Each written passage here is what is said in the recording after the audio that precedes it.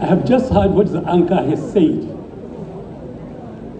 but I take the lead from His Excellency the Governor that what we are here for is a book lunch. I don't think even the book luncher will open his own pocket to give something enough if he hasn't known what the book contains. With your permission, Your Excellency, I wish to read my paper as I presented it.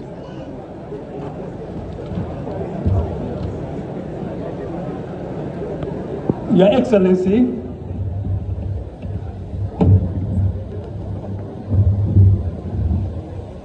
Your Excellency, the Executive Governor of Jigawa State,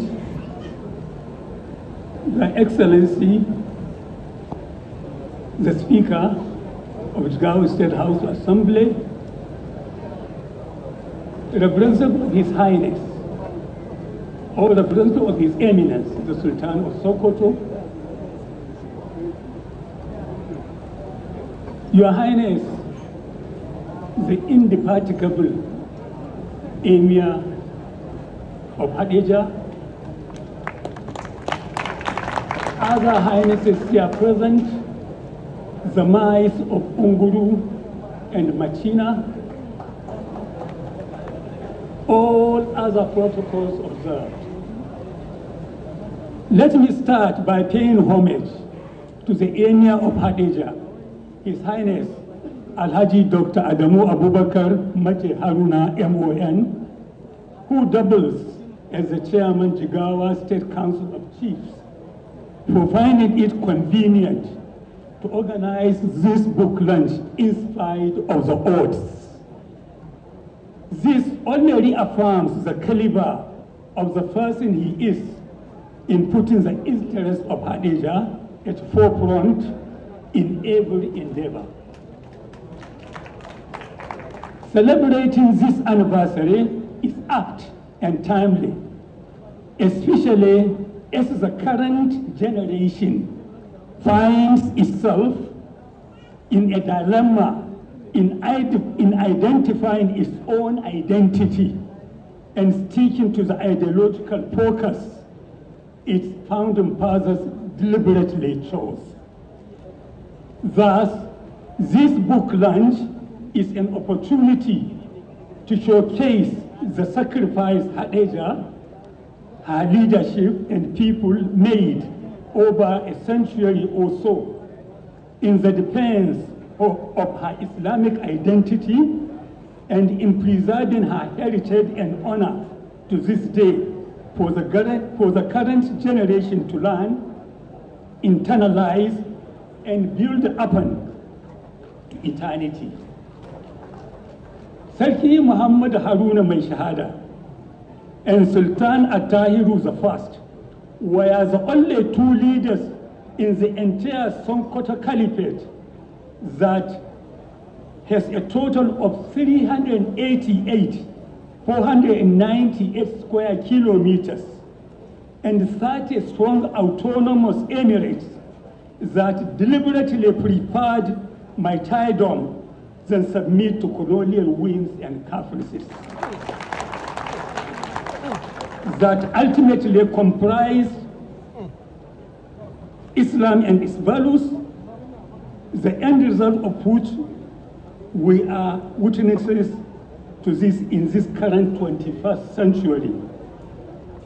Whereas Attahiru I chose flight as a means to martyrdom, Sarki Muhammad Mai Shahada remained in HADEJIA and defended the territory Allah bestowed on him in trust to allow fate to decide and destiny to take its course.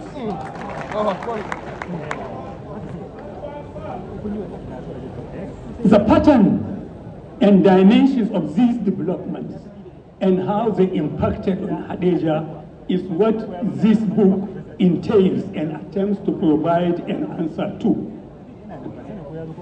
Review of a book such as the one dealing with a centenary of a people, or rather a civilization, in other words, a milestone recorded in a journey so far made by this emirate requires an in-depth analysis of the origin of the community and the forces that facilitated its establishment and guided its metamorphosis to reach its current state of development. HADEJIA, as a settlement of people, started in a border area astride famous Central Sudanese territories, the Chad Basin and Hausaland. These territories occupied a large part of West African savanna, whose open plain made interaction with one another easier, both mutually and otherwise. The Chad Basin to the east was an entrepot of peoples, ideas, and merchandise, Your Excellency, from the Sahara, East Sudan, as far as Egypt and Maghrebian Libya. To the north, via Kawar, Wadai, Ogal, Tibasti, and Darfur.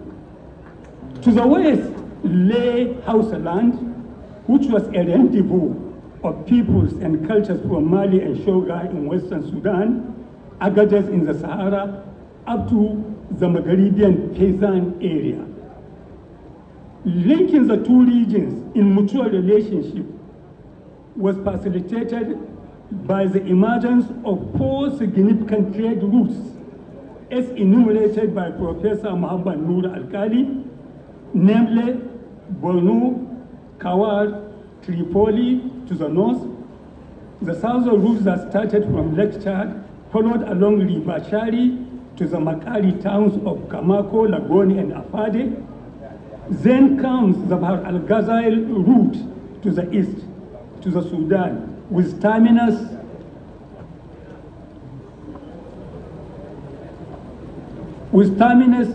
in Egypt. Of particular importance, Your Excellency, of particular importance to us is the east-west trade route.